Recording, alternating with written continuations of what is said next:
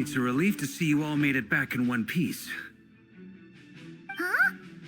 Feels like there's quite a few people missing. Where's Flint's and the others? And what about Nefer? I returned ahead of them. Flint is helping Ino and Anefa to set up the decoys and buy some time. As for Miss Nefer... Boss is still wrapping things up on her end. She sent us back to fill you all in on the top secret intel we've been gathering. I see. Then let's get right into it.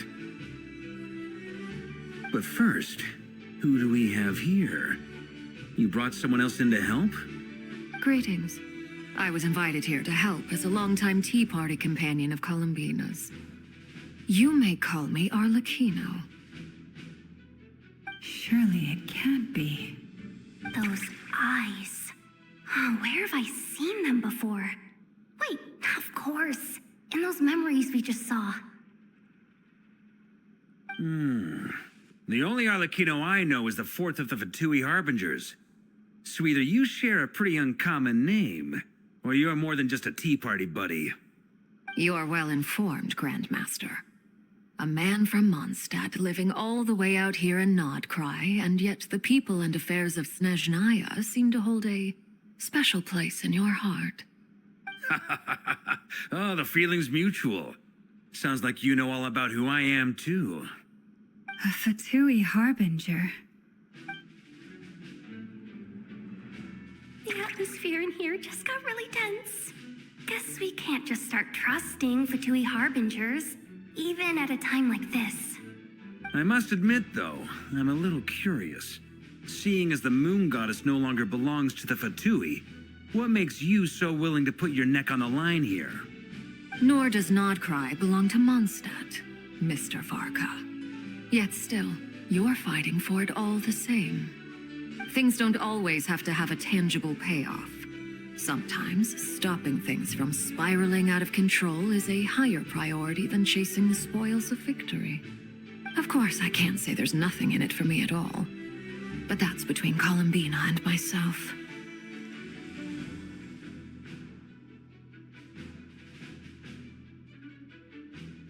Forgive me. I don't mean to doubt you. It's just that the Fatui really have been the source of many of our troubles. We have our own way of doing things here in Nodcry.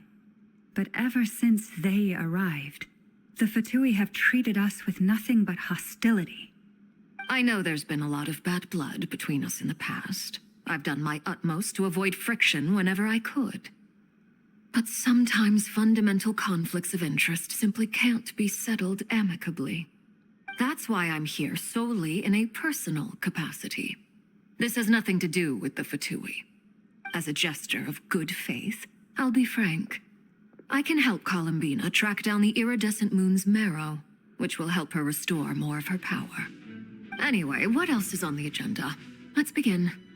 She says she'll be frank, then completely skips over the details. Looks like she doesn't want to give away too many secrets after all. But she clearly wants to change the subject. It'd be awkward if I tried to bring it up again now.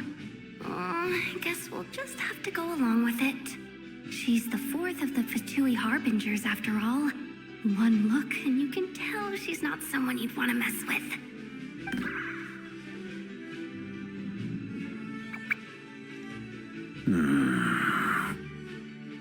Well, since Miss Arlecchino sounds confident in her ability to handle that, we'll proceed to the next topic.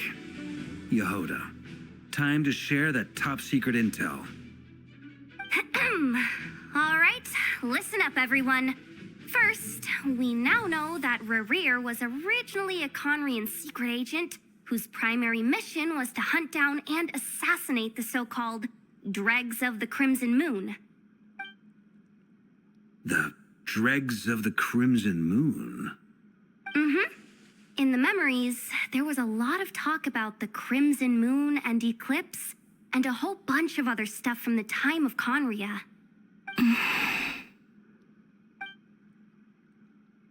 To my knowledge, those were the names of two different Conrian dynasties. Long, long ago, it is said that the people of Conria worshipped the Crimson Moon. drawing a mysterious power from its reflection.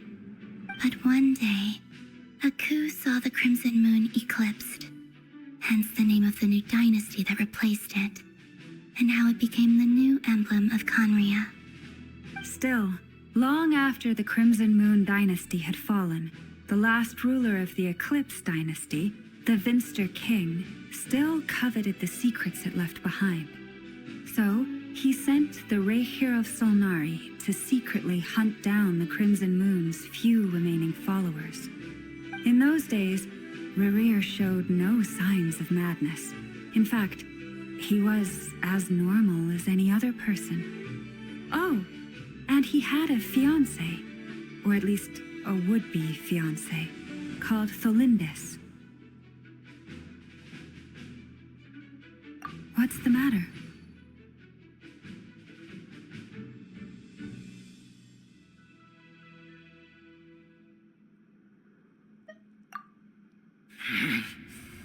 Verfene, Freundade, Freundes.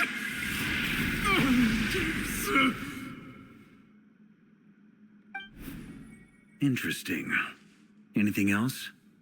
What about this would-be fiancé of his? Do we know anything about her? Well, she was a researcher at the Universitas Magistrorum, but it felt like she was hiding some kind of secret. Oh, and one more thing. For some reason, Rerir's fragment also contains some of Tholindis' memories, though only a very small portion. Well, no shortage of potential leads, I'll give you that. In any case, it sounds like we can conclude that while Tholindis was still around, Rerir appeared to be lucid and quite normal. Tholindis, it seems, must have been the one thing in this world that he couldn't let go of. Tell me, though, were these pure-blood Conrians we're talking about here? Why do you need to know that? Hold on. If she was a pure-blood Conrian... Oh yeah, just like how it was with the captain. If we could somehow find her, do you think there's any chance Rerir might regain some of his sanity? It's possible, but it would take a miracle. We can't pin all our hopes on that.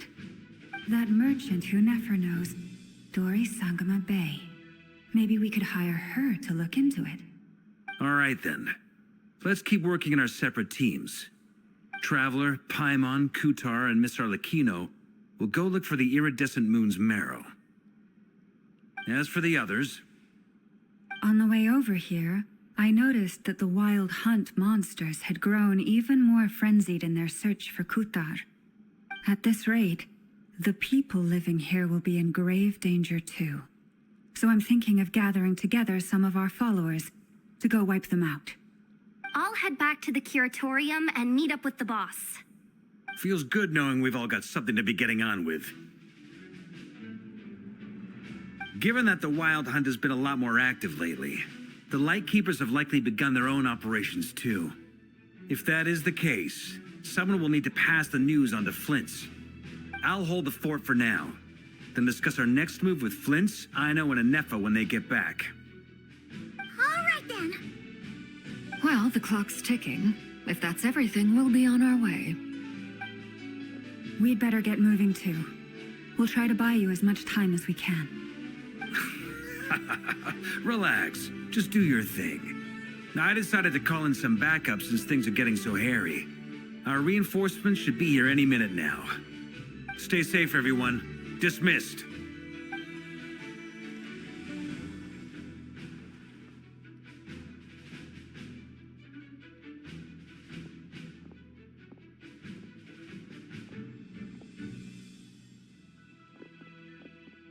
We're back.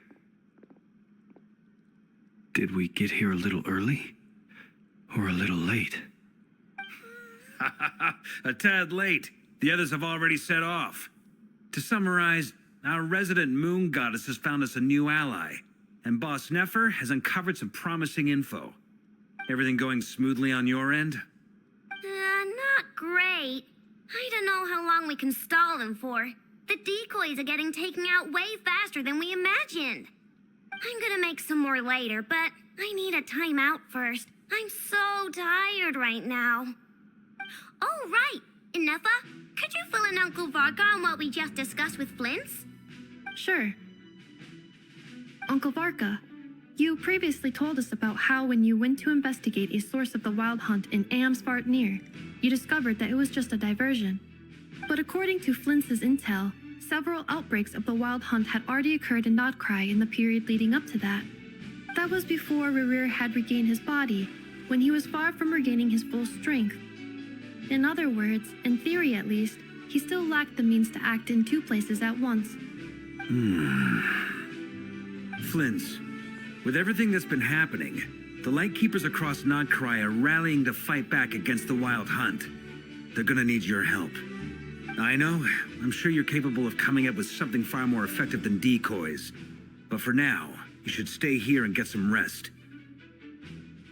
Ineffa and I will head back over to Amsvartnir to see if there's anything I missed. I told you Uncle Varka would say that, didn't I? A deal's a deal. Not a word about my snack intake for the next week. Database updated. Reliability of Aino's predictions increased. What does that mean? They were betting on how you'd respond after hearing their intel. It's the obvious choice, isn't it? That's hardly worth betting on. We already decided that Ineffa should go investigate the situation over at Amsvartnir on her own. You might as well stay here and keep watch. Someone needs to hang back and oversee our strategy meetings. And besides, you still haven't fully recovered from ambushing Rerir. So I've ended up with the easiest assignment. Well, I appreciate it, everyone. See you when you get back.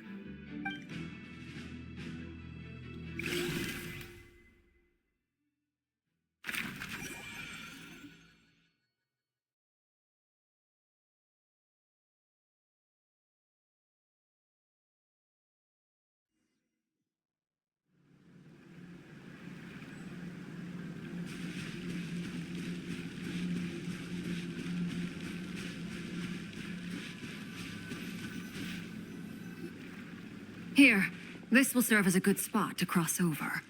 Arlecchino, hold up a second. Since you brought us all this way, would you mind telling us what you've got planned? We still haven't got the slightest idea what's going on here. And if even Columbina doesn't know where the iridescent moon's marrow is, how do you? Simple. Because I am an inheritor of the royal bloodline of the Crimson Moon, and one of the last surviving embers of the Two Worlds' flames. Huh? Are you serious? Isn't you're a descendant of that Crimson Moon dynasty we were just talking about? The one from ancient Conria? Your surprise is understandable. I was also taken aback when I first learned of it. But the more I thought about it, the more I realized the signs had been there all along. When I was young, I discovered I could wield a very special kind of fire. It coursed like blood through my veins and smoldered away inside my nerves. What's more, whenever I experienced strong bursts of emotion or drew too deeply on this power, it was like some kind of presence within the fire would begin to gnaw away at me, consuming me from the inside out. Exactly. That is why my hands are like this, too. At first, I saw it only as a curse, but once I became a harbinger, the jester apprised me of the truth.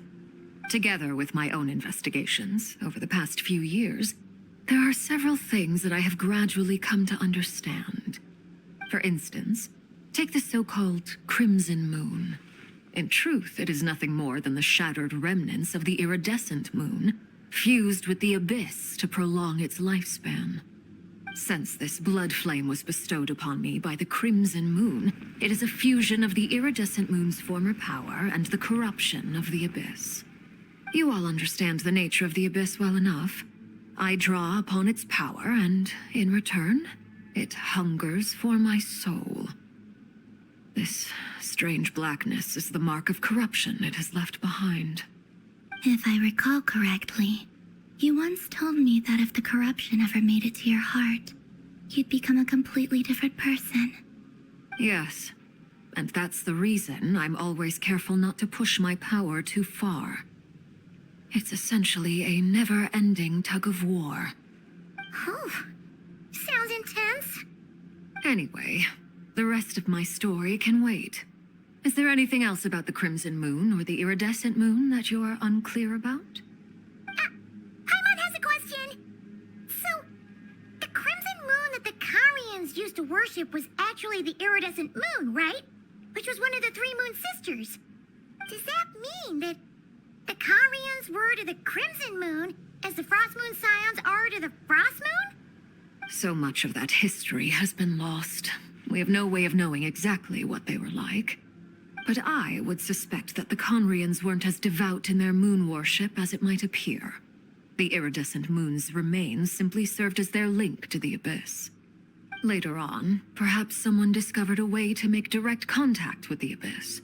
Or maybe there was some kind of ideological divide. Either way, a dissenting faction staged a coup and drove out the royal heirs of the Crimson Moon dynasty.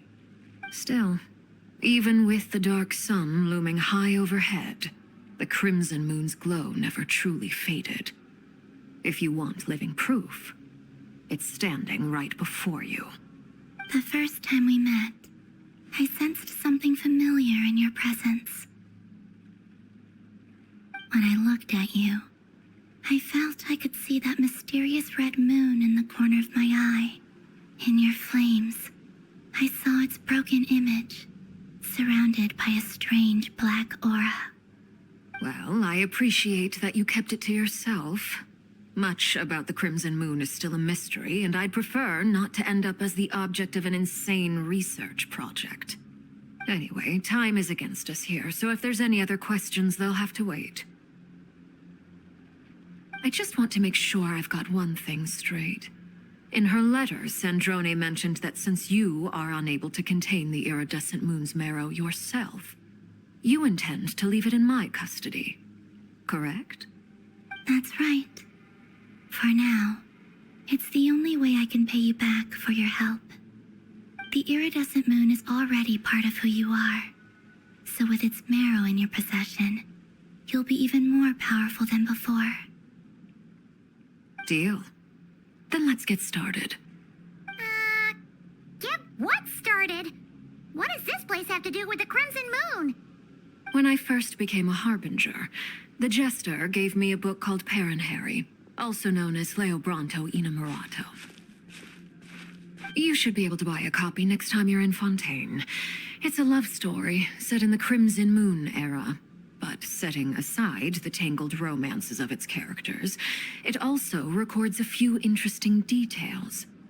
In the Crimson Moon era, or so the story goes, there was an orphanage that received children from beyond the bounds of this world, and subjected them to a peculiar induction ceremony. Beyond the bounds of this world? For real? And what kind of induction ceremony? The Crimson Moon sages looked beyond this world for beings with powers that surpassed the gods. But fearing they might lose control, they subjected these children to a process of refinement. They made these children crawl up a fireplace and kept asking them, "Have you died? Did you see it?"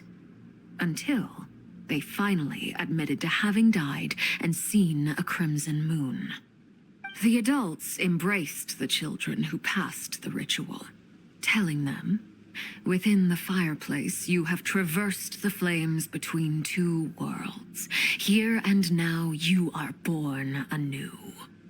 The book leaves much unsaid, but I suspect that this was their way of branding the children they had enrolled, leaving an indelible mark upon them so that they would forever live in the Crimson Moon's light. That explains why I can't sense the Crimson Moon's marrow in this world.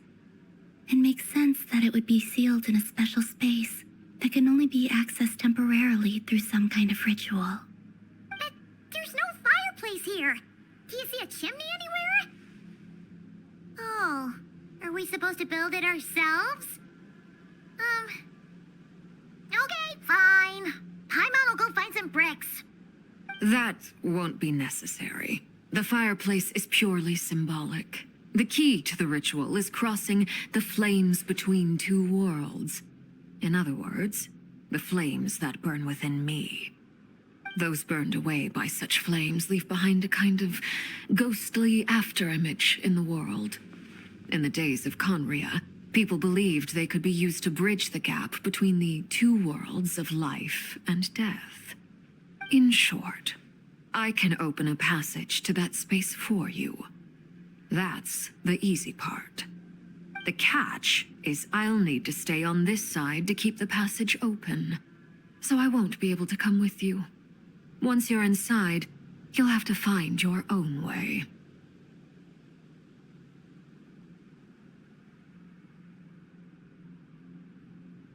Very well. Then I'll open it up. Traveler, spare me a little more moonlight if you would. I may need it.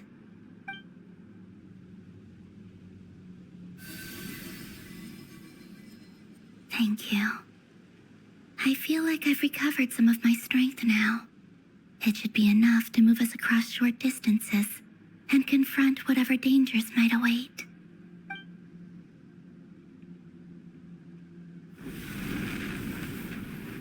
Mistress of the seven hues of ages past, great mother of the present, crimson-clad sovereign of the two realms, by fire severed, by fire renewed, I offer myself now and beseech your descent.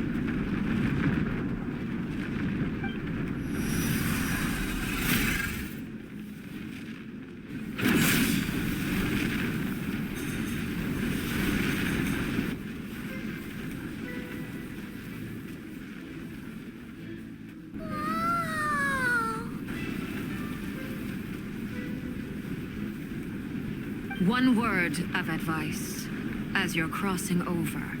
No matter what voices you hear, do not answer.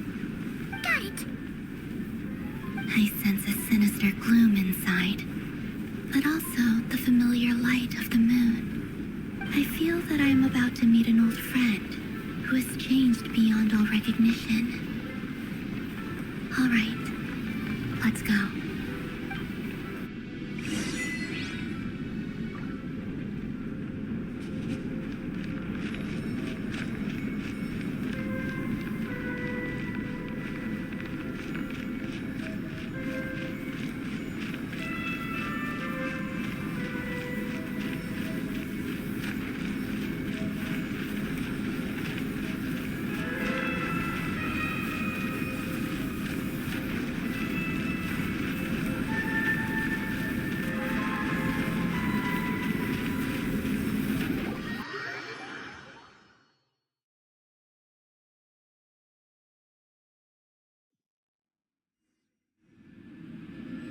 I sense your presence, and craving death and rebirth.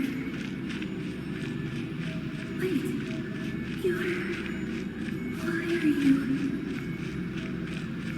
You have crossed over from another world, transcending fate itself. I have no right to.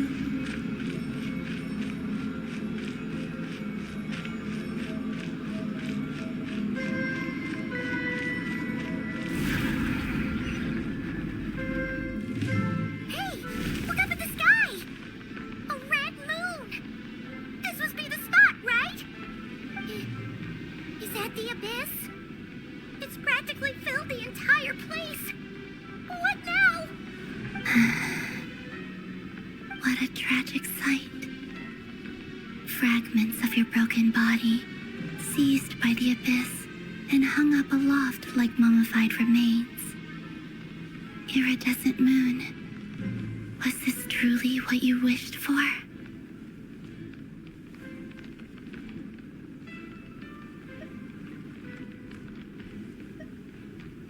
Careful!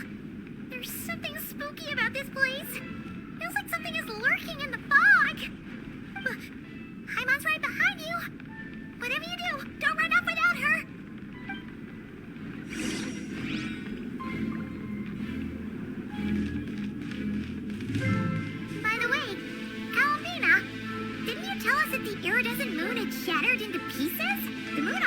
looks pretty whole to Paimon. How is that possible?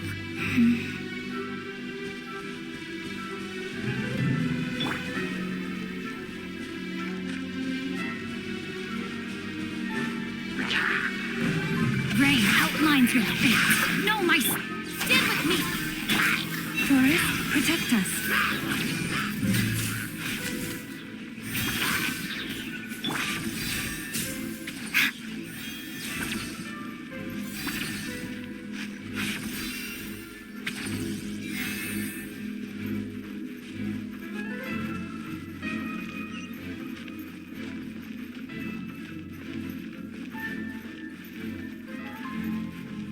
Just like I thought.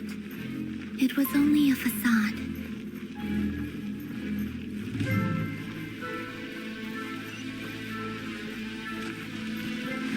The bond is strong! Leave this place. Can't hide the truth.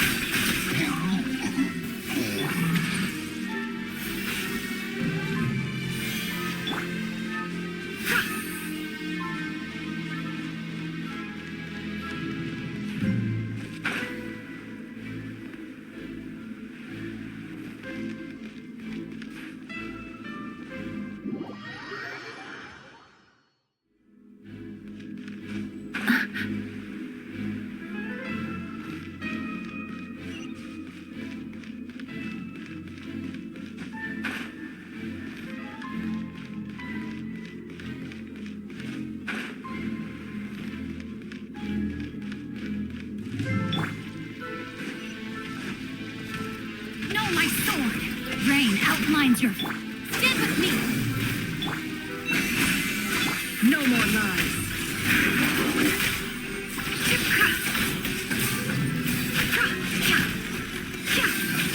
It all falls into place.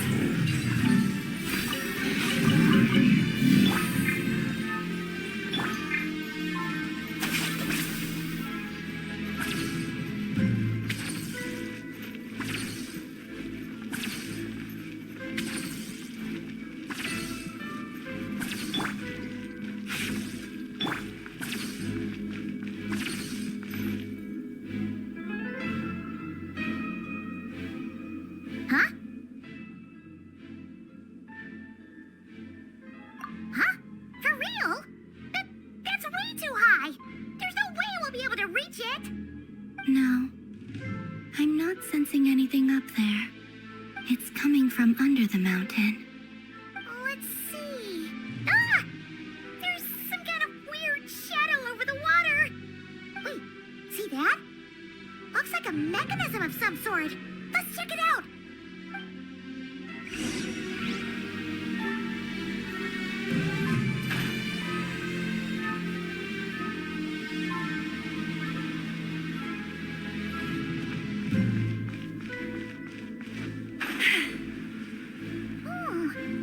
Looks like a device from the time of Kalia. Maybe people once came here to study the Crimson Moon's domain, and they left this behind. Oh, if we can activate it, we might find some clues.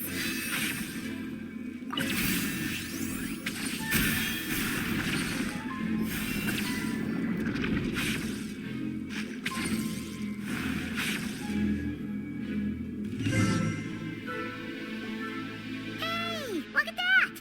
Now that the mechanism's running, the shadow in the water looks different. Do you think these mechanisms might be the key to unlocking the secret? Let's try to find more of them! Thalindis, we'll leave the rest of the research in your hands. We'll be heading back now. I hope this isn't ruining date night. Ugh. Mind your own business. Just leave me some snacks on the table. Thalindis? Is that Rere's girlfriend? How come we're hearing her voice here? Oh yeah! So, do you think she was studying this strange space all along? The Abyss has made this space extremely unstable. Maybe that's why some of the things she said and did were preserved here. Like echoes. Or aftermath. after images. Whenever I see this view, it takes me back to a poem from my childhood. Waning moon, oh lifeless damsel, weeping on the mountain crest, mourning still in wistful tone, her fragile soul now laid to rest. For me, of all people, to be here investigating the mysteries of the Crimson Moon space, is it a coincidence or something more?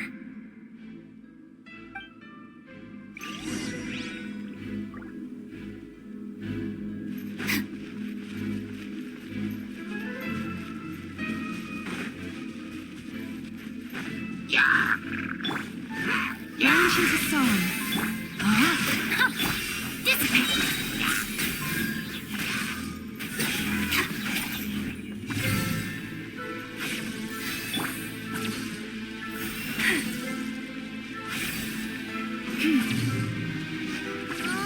Looks like the Abyss has messed up this mechanism. We need to find a way to get it working again. Let's see if there are any other devices nearby.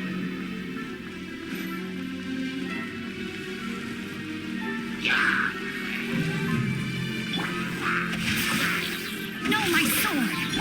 The bond is strong! It all adds up. Time to come clean.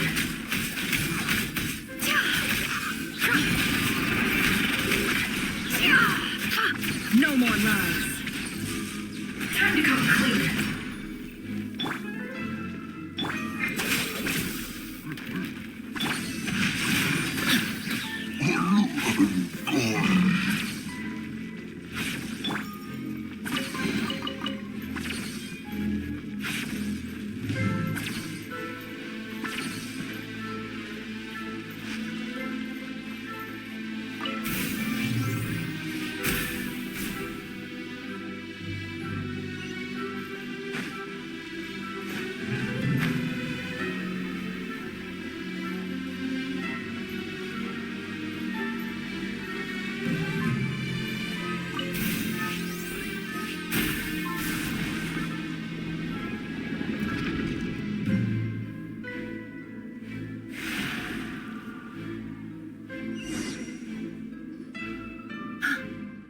See.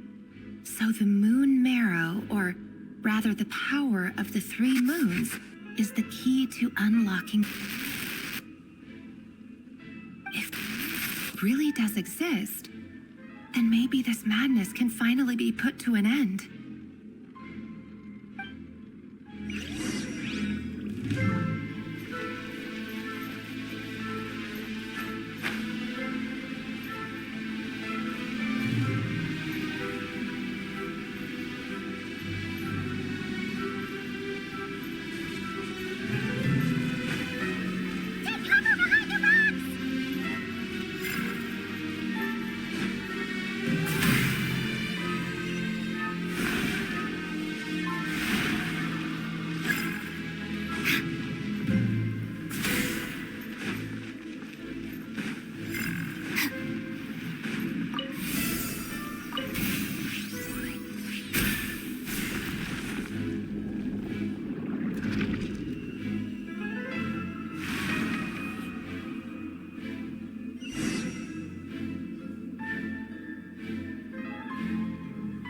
With the Abyss inhibitors in place, I should be able to access the chamber with the moon marrow.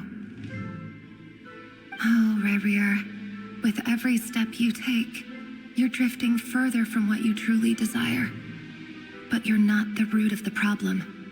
Ever since that outsider set foot in Conria, the Vinster King has sunken deeper into madness.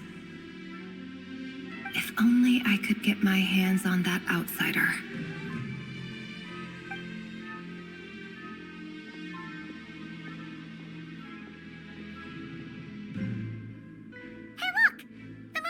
Is back to normal. Alindis's voice mentioned a chamber with the moon marrow. Do you think maybe it's hidden in the moon's reflection? It must be, for within it, I sense the fragile aura of a dying soul. Then there's no time to lose. Let's go!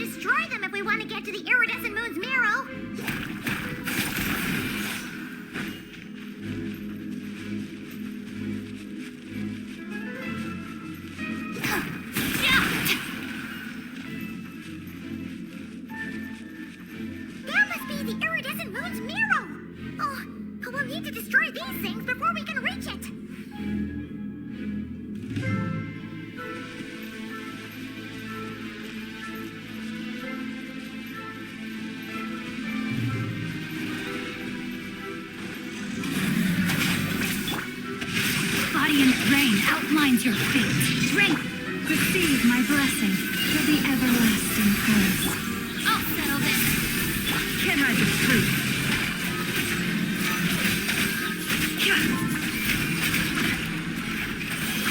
No more lies. Dissipate!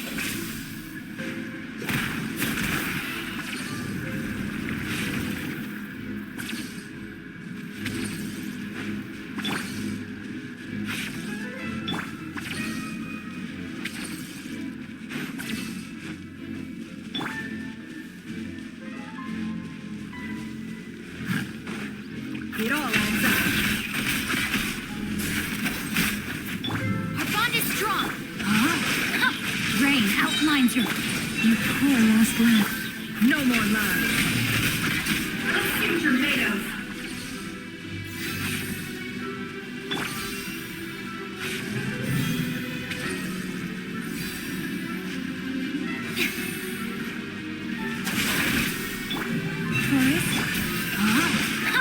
Rain outlines your fate.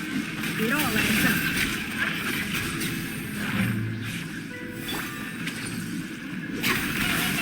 We're so close!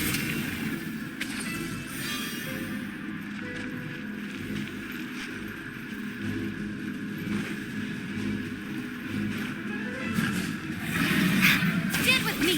Witness the power of the wild. Leave this place with one heart. Terrified! Can I be true? It all falls into place. No more lies.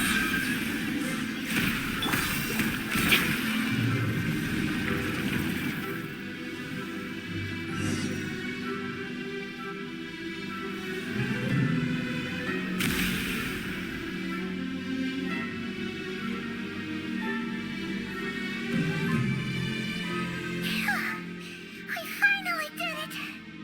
The iridescent moon's marrow, still burning away like an undying flame, yet now contaminated by the abyss. It has taken on a new form entirely. If we can purify the abyssal power within, we should be able to obtain its untainted essence.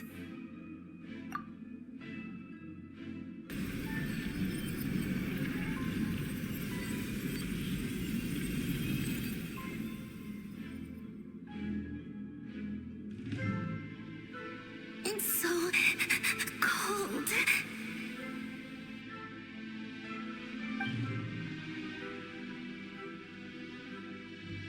Is it you? Are you here? Huh? Are you talking to us?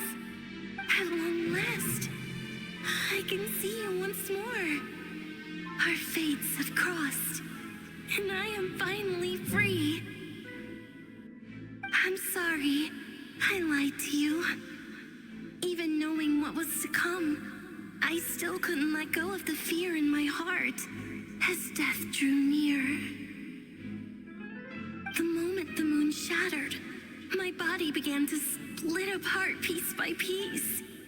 Like I was being cut into pieces by 1,000 blunt blades. My thoughts scattered as the cold crept in. But I could not bear to fade away like that. Tell me, what was it that brought you to us all that time ago? If only I had possessed your courage, then I might have been spared this torment more painful than death. You look so puzzled. That's how I felt too when I first saw you. But trust me when I say that everything happens for a reason. Farewell, Hypo.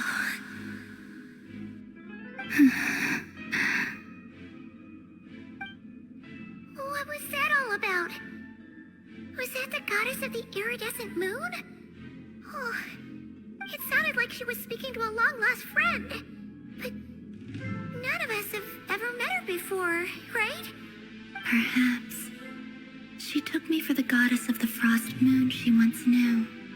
For a fading soul like hers, our auras must be too similar to tell apart. But anyway, we've got the iridescent moon's marrow now. That should help you regain your strength, right? All right, time to leave this place and meet back up with Arlecchino. Let's go!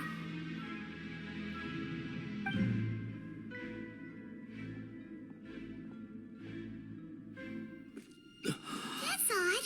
This place looks different than when we came in. Waning moon, oh lifeless damsel.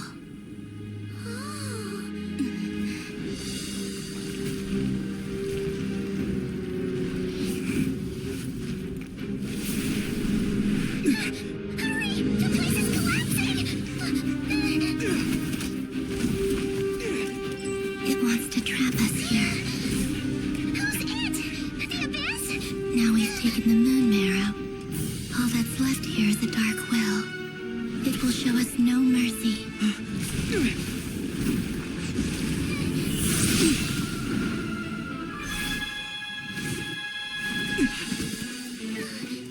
Give it back! The crimson moons! My marrow! My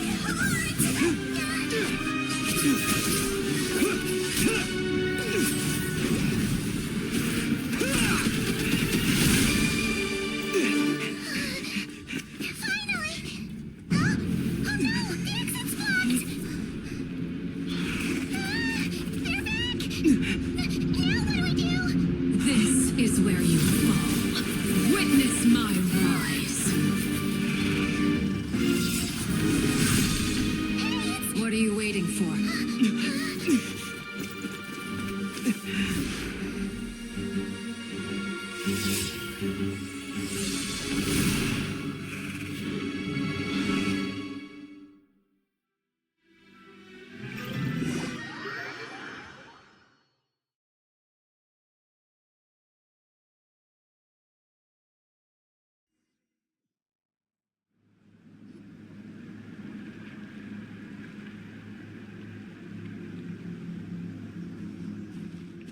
Oh, we made it!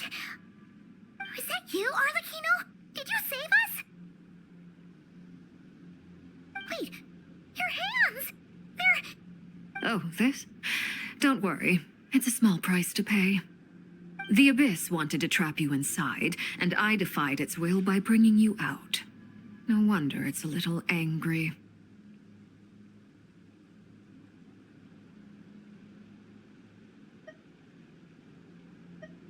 No. I have paid the price, albeit a small one, and it cannot be undone. My hands have already fused with the Abyss. Purification would simply destroy whatever's left of them. But surely... Oh, we're so sorry, Arlecchino. Paimon can't believe you'd make a sacrifice like this for us. As much as I'd like to call it a favor, the truth is I was simply holding up my end of the deal. Well, Columbina. Yes, you did your part. And as promised, I will leave the iridescent moon's marrow in your care. From this day forth, may the two worlds' flames burn ever more brightly.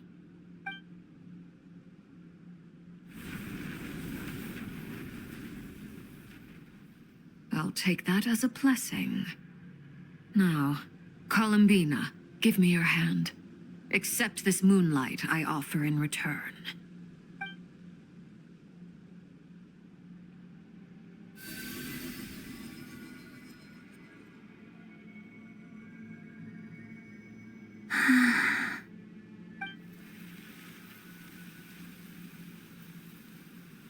Feeling stronger? Hey, Columbina, are you okay? I'm fine. Our powers are a little at odds, that's all. By the Frost Moon's authority alone, wielding the power of the other moons was always going to be a stretch. Still, I think it's fair to say that your strength has returned, at least to the level it was at as Third Harbinger.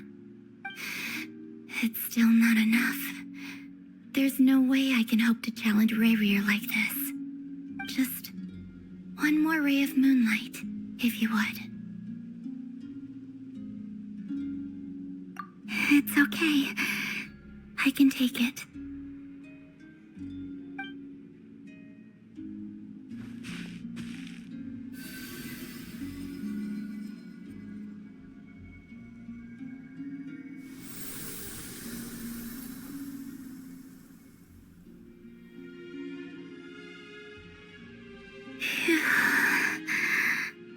How about now? Fighting fit? At the very least, I won't have to stay hidden like before. I want to see him gone from Not Cry. The ray here of Solnari and his wild hunt must be sent back where they belong. Well, it's good to have something to aim for. You certainly seem more alive now than you did earlier. When I first met you, you didn't strike me as a ray of moonlight. More like a wisp of fog drifting in from who knows where, ready to scatter at the first sign of a breeze. But now, you're full of vitality, just like the frost moon, once the brightest of them all. May you keep shining, Columbina. This is who you are. Thank you. Look after yourself too, Arlecchino. I know you have plans of your own, and that's why you're always seeking to grow stronger. But whatever you're after, don't let the Abyss take a hold of you. I do not wish to see you go down the same path as Rayrier.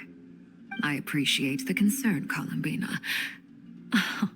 Although perhaps it's time you took a new name. A new name?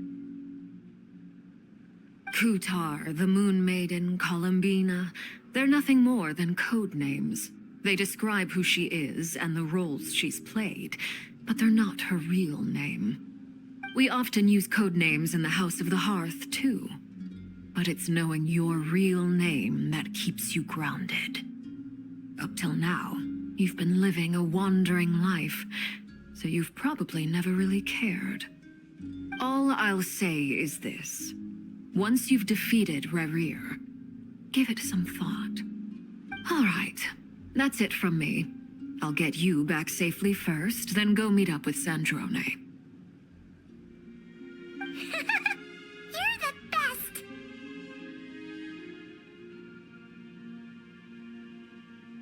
I appreciate the gesture. It speaks to your good character. Anyway, let's get going. There are more urgent things to do right now than trade compliments.